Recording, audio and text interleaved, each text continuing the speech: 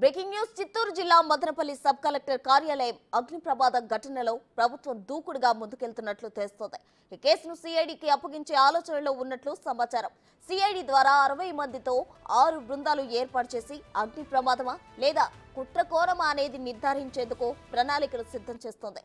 అటు పెద్దిరెడ్డి అనుచరుడు మాధవరెడ్డి కోసం డీఎస్పీ నాయకత్వంలో 10 మంది బృందంతో పోలీసులు వేట కొనసాగుతోంది.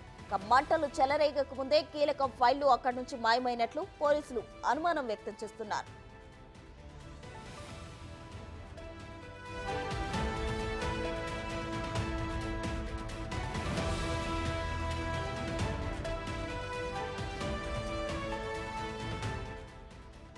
ఇప్పటి వరకు 2400 ఫైళ్లు అగ్నికి ఆహుతైనట్లుగా సమాచారం. అటు revenue special CS Sisodia grievance కు తొలి రోజు 300 మంది బాధితులు ఫిర్యాదు చేశారు. ఇవాళ రేపు కూడా ఫిర్యాదుల స్వీకరణ ఉంటుంది.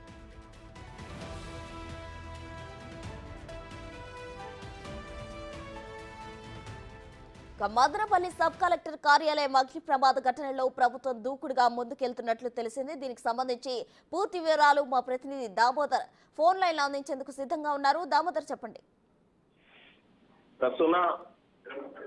ఆదివారం జరిగిన మదనపల్లి సబ్ కలెక్టర్ కార్యాలయం దహనం కేసులో పోలీసుల నుంచి కేసును సిఐడికి బదలాయిస్తున్నట్లు తెలుస్తుంది. మొత్తం సిఐడి చీఫ్ రవిశంకర్ అయ్యనార్ నిన్న సమావేశంలో ఏర్పాటు చేసిన సమావేశంలో మొత్తం పోలీసు, సిఐడి, ఎలక్ట్రిసిటీ అదేవిధంగా ఫోరెన్సిక్ బృందాలతో సమావేశమయ్యారు. దీంతో పాటు 60 మందితో ప్రత్యేక బృందాన్ని ఏర్పాటు చేశారు.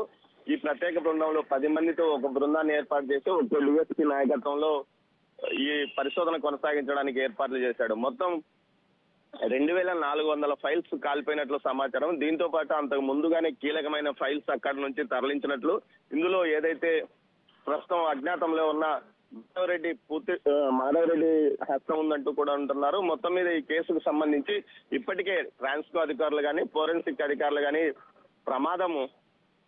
అగ్ని ప్రమాదం షార్ట్ సర్క్యూట్ వల్ల జరగలేదు, ప్రమాదం వల్ల జరగలేదు, కావాలని నిప్పు పెట్టారని కూడా నిర్ధారించిన నేపథ్యంలో పూర్తి స్థాయిలో సిఐడి విచారణకు ప్రభుత్వం ఇచ్చినట్టు తెలుస్తుంది. మొత్తం మీద ఈ కేసుకు సంబంధించి పూర్తి స్థాయిలో దర్యాప్తు చేయడానికి సిఐడి చీఫ్ అయ్యనార్ ఇక్కడే ఉన్నారు. మరోవైపు ఏదైతే నిన్న సాయంత్రం గ్రీవెన్స్ ఏర్పాటు చేశారు, ప్రభుత్వ ప్రత్యేక రెవెన్యూ కార్యదర్శి అయిన సిసోడియా ఫిర్యాదులు తీసుకున్నారు. వందలాది మంది బాధితులు తమ భూములను అన్యాయంగా గత 5 సంవత్సరాలుగా ఆక్రమించారు.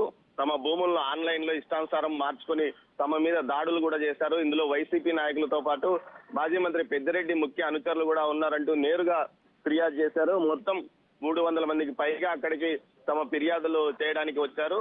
పిలేరు, పుంగనూరు, మదనపల్లి, తంబలపల్లి ఈ 4 నియోజకవర్గాలకు సంబంధించిన ప్రజలు బాధితులు తండోపతండాలుగా అక్కడికి వచ్చిన పరిస్థితి. మరోవైపు ఏదైతే సిసోడియా ఈ రోజు రేపు కూడా తన ఫిర్యాదులను స్వీకరించున్నారు. మొత్తం మీద అవసరమైతే గ్రీవెన్స్ సెల్ వారానికి 2 రోజుల పాటు ఏర్పాటు చేసి మొత్తం నియోజకవర్గ ఈ మదనపల్లి సబ్ డివిజన్ పరిధిలో 22A కింద ఉన్న బాధితుల యొక్క వివరాలను పూర్తి స్థాయిలో సేకరించమని ఆదేశాలు కూడా జారీ చేసినట్టు తెలుస్తుంది. అయితే మరోవైపు ఏదైతే ప్రతి శుక్రవారం దీని మీద తాను రివ్యూ కోరుతానని, వచ్చిన ఫిర్యాదులను ఎంతవరకు పరిష్కరించారన్న విషయం మీద పూర్తి స్థాయిలో సమాచారం తనకు తెలియజేయాలని అధికారులు కోరారు. నిన్న గ్రీవెన్స్ లో తిరుపతి, చిత్తూరు, అన్నమయ్య జిల్లాల కలెక్టర్లు కూడా పాల్గొన్నారు. ఈ రోజు కూడా సిసోడియా ఈ రోజు రేపు కూడా ఫిర్యాదులు స్వీకరించున్నారు. మరోవైపు సిఐడి చీఫ్ అయ్యనార్ మరోసారి ఈ రోజు సమావేశం కానున్నారు. మొత్తం మీద అయితే పూర్తి స్థాయిలో ఏదైతే మదనపల్లి సబ్ కలెక్టర్ కార్యాలయ దహనం కేసులు ఏదైతే దర్యాప్తు బృందాలు వేగం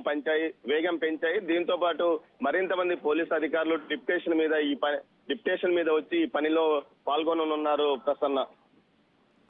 థ్యాంక్ యూ దామోదర్.